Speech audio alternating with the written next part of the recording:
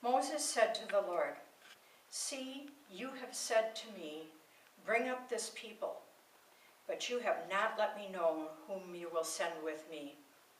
Yet you have said, 'I know you by name,' and you have also found favor in my sight.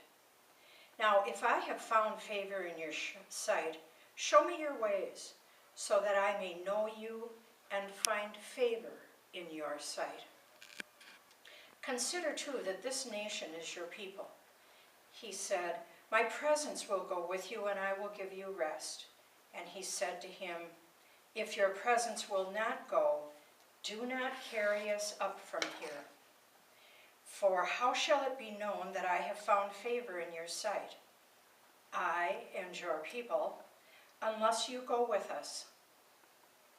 In this way we shall be distinct, I and your people, from every people on the face of the earth."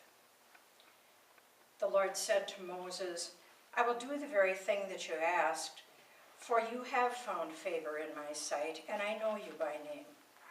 Moses said, "Show me your glory, I pray." And he said, "I will make all my goodness pass before you, and will proclaim before you the name, the Lord, and I will be gracious to you, to whom I will be gracious, and will show mercy on whom I will show mercy." But he said, "You cannot see my face, for no one shall see me and live." And the Lord continued, "See, there is a place by me where you shall stand on the rock, and while my glory passes by, I will put you in a cleft of the rock, and I will cover you with my hand until I have passed by.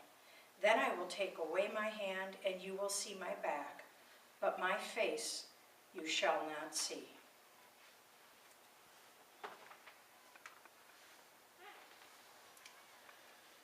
The word of the Lord. Thanks be to God. Do you remember as a kid fighting with a friend over a toy or a game you wouldn't share, and then standing and crying, "Don't go," while they walked out the door for home? From our very start, we're connected with one another, hardwired to be in relationship. We see it all around us, and we see it in Moses today. At the point that we join this Exodus story, we see Moses already connected to God. He has been rescued as an infant and raised in Pharaoh's household. He's killed an Egyptian and fled. He's married and then been sent back to Egypt by God to free the Israelites. He's begun the journey toward the promised land, gotten the first set of commandments, and has had to confront the Israelites for breaking their pledge of relationship with God. Moses and God already talk with one another face to face as friends. And today we see them again, God and Moses, face to face, and Moses is prodding God. Moses wants to know more about God's self and about the rest of the journey the Israelites will take on their way out of slavery. "Tell me whom you're going to send with me," Moses asks, "and tell me more about your ways. I want to live by them so that I can gain more favor in your sight." Moses wants to know more about God, how God works in the world. And he wants God to like him better. We know this, don't we? This wanting to know more about how God works in the world and wanting to be loved more by God. It's our story. God immediately assures Moses, "I will go with you, and of course I will show you my ways." Don't you think Moses should smile and say thank you or do something else really polite and grateful? He doesn't. He pushes God.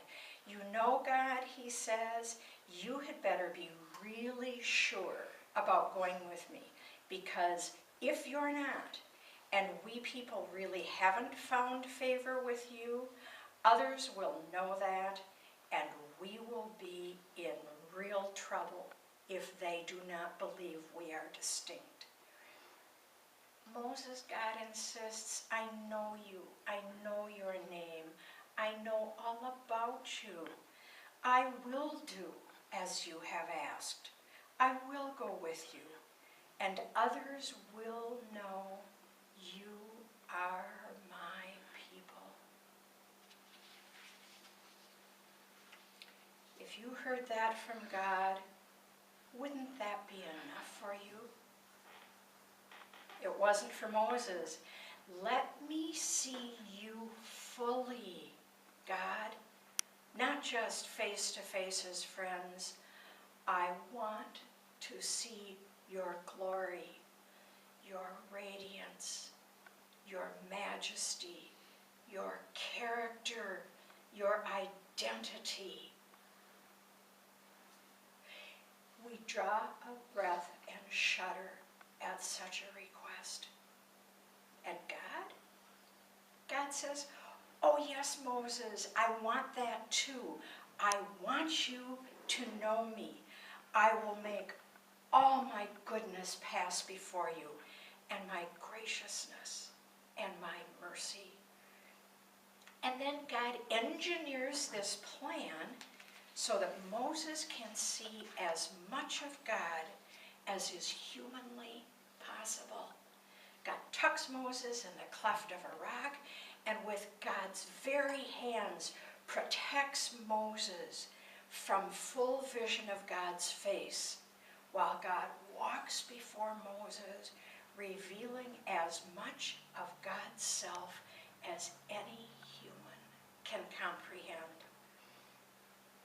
Our God is not and has never wanted to be a distant God. Our God longs for us to know as much about God as mystery will allow. From the earliest recorded spiritual stirrings in Genesis to God's command that we call God Papa, Scripture writers have sensed, and Jesus affirmed, that God looks for us, yearns for us, calls to us, woos us, wants to be first in our lives, to be with us as God was with Moses.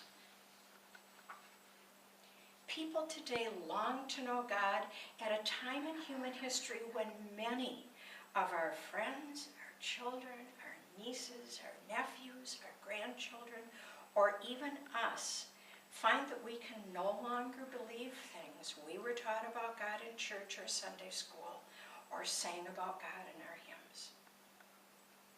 We long to believe, like the crowds following Jesus, not just a set of statements consented to in our heads, but the fire of the Spirit we feel when the good news of Jesus is lived in our world.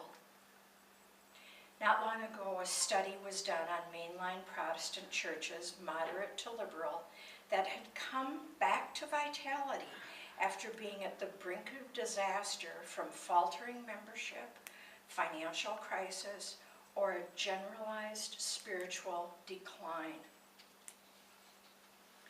These churches brought back Christian traditions and practices, but made their meanings current. They insisted on strengthening their commitments to living as God's people in the world, with hospitality and prayer, with social justice and spiritual formation, and with inclusion and healing. They studied the Word together. Demands were made, not about agreeing with doctrine, but about stewardship and spiritual growth and ministry, mission, and practice. In the process of this transformation, the congregations grew committed to discernment and contemplation, to diversity and testimony, and to worship, reflection, and beauty. Signposts, many believe, of a congregation meeting God face to face. We long to be churches with a living relationship with the triune God we pledge our hearts to in the Apostles' Creed. A God that is forever a community seeking community. What will be our way? Pray that it might include the holy, bold humility of Moses before God, begging, show us more of you, O God. Show us more.